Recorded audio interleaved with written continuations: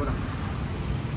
नमस्कार मित्र हो, आज 26 जानेवारी 2026 रोजी राष्ट्रीय मूलनिवासी बहुजन कर्मचारी संघ आरोग्य विभाग अकोला यांच्यामार्फत अकोला जिल्हाधिकारी कार्यालय येथे एक दिवसीय धरणे आंदोलनाचे आयोजन केले आहे.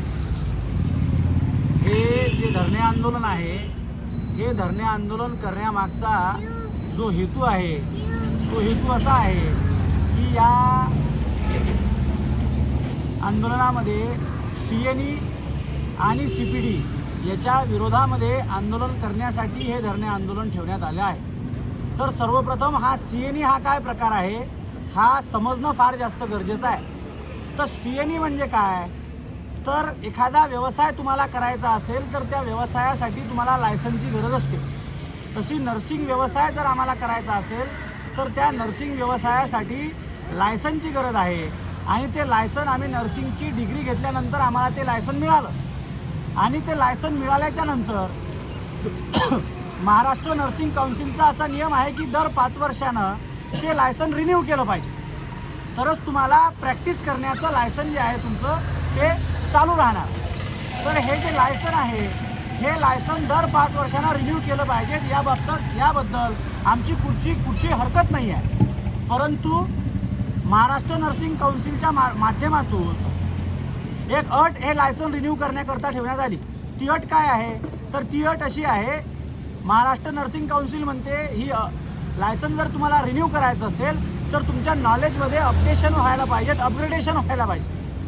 तर नॉलेजमध्ये अपग्रेडेशन झालं पाहिजे किंवा नॉलेज अपडेट झालं पाहिजे या विरोधात आम्ही मुळीच नाही. परंतु नॉलेज अपडेट करण्याच्या नावाखाली परिचारिकांची आर्थिक पिळवणूक होऊ नये हा सर्वात महत्त्वाचा मुद्दा आहे.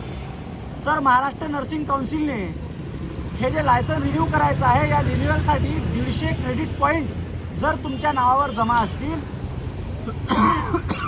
तरच तुमचं हे जे लायसन आहे हे लायसन रिन्यू होईल.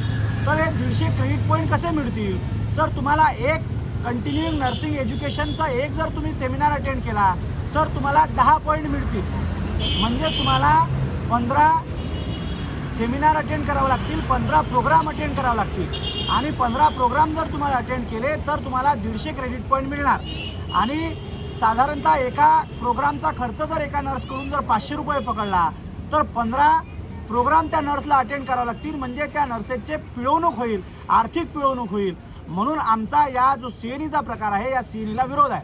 आमचं असं म्हणणं आहे की आज टेक्नॉलॉजीचं युग आहे आणि महाराष्ट्र नर्सिंग काउन्सिलला जर टेक्नॉलॉजीचा यूज जर केला तर या नर्सेसला नॉलेज अपडेट करण्यासाठी कुठलाही अडचण येणार नाही. महाराष्ट्र गव्हर्नमेंटनं IGOT नावाचा एक प्लॅटफॉर्म तयार केला. हा IGOT प्लॅटफॉर्म काय आहे, तर जे शासकीय कर्मचारी आहेत त्यांना नवनवीन माहिती झाली पाहिजे याकरिता IGOT नावाचा एक प्लॅटफॉर्म आहे.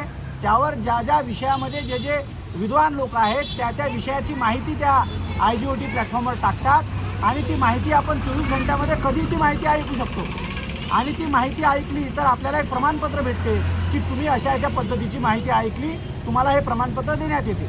तर आमचं महाराष्ट्र नर्सिंग काउन्सिलला इतकंच म्हणणं आहे की महाराष्ट्र नर्सिंग काउन्सिलला जर वाटत असेल की आमची माहिती वाढली पाहिजे, आमच्या माहितीत भर पडला पाहिजे, तर महाराष्ट्र नर्सिंग काउन्सिलने सुद्धा अशा IGOT सारखा एक प्लॅटफॉर्म तयार करावा आणि नर्सेसची माहिती वाढवण्यासाठी त्यांच्याकडून ही पहल करण्यात यावी, जेणेकरून नर्सेसची आर्थिक पिळवणूक होणार नाही. या आर्थिक पिळवणुकीमध्ये खास करून ज्या लोकांची पिळवणूक होणार आहे ते खेड्यापाड्यामध्ये राहणारे जे ANM नर्सेस आहेत आणि GNM नर्सेस आहेत, त्या ANM आणि GNM नर्सेसची खास करून पिळवणूक होणार आहे. आणि ते पिळवणूक का होणार आहे, कारण जे लोक खेड्यापाड्यामध्ये राहतात ज्या नर्सेस त्यांना आर्थिक ज्या पद्धतीनं मोबदला भेटायला पाहिजेत कामाचा त्या पद्धतीनं मोबदला भेटत नाहीत. काही नर्सेस तर अशा आहेत की ते कुठे नोकरीसुद्धा करत नाहीत. त्या नर्सेसला जर आपलं रजिस्ट्रेशन रिन्युअल करायचं असेल तर त्यांचा हा आर्थिक भुर्दंड त्यांना पडण्यात येऊ नये म्हणून मित्र आमचा हा विरोध आहे. तर या धरणेला तुम्ही जास्तीत जास्त साथसहयोग केला पाहिजेत. हा जो माझा मेसेज आहे हा मेसेज जास्तीत जास्त लोकांपर्यंत स्प्रेड केला पाहिजेत, जेणेकरून नर्सेसमध्ये अवेअरनेस येईल, जेणेकरून साधारण पब्लिकमध्ये अवेअरनेस येईल आणि जेणेकरून महाराष्ट्र नर्सिंग काउन्सिलला ही माहिती जास्तीत जास्त पोहोचेल आणि महाराष्ट्र नर्सिंग काउन्सिल यावर काहीतरी ठोस निर्णय घेईल अशी तुम्हाकडून आणि या व्हिडिओच्या माध्यमातून मी तुम्हा सर्वांना अपील करतो. धन्यवाद.